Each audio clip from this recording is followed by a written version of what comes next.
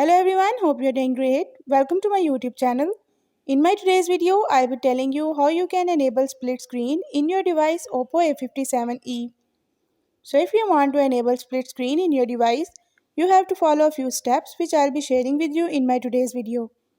But before that, hit the red subscribe button and the bell icon so you won't miss any of my updates.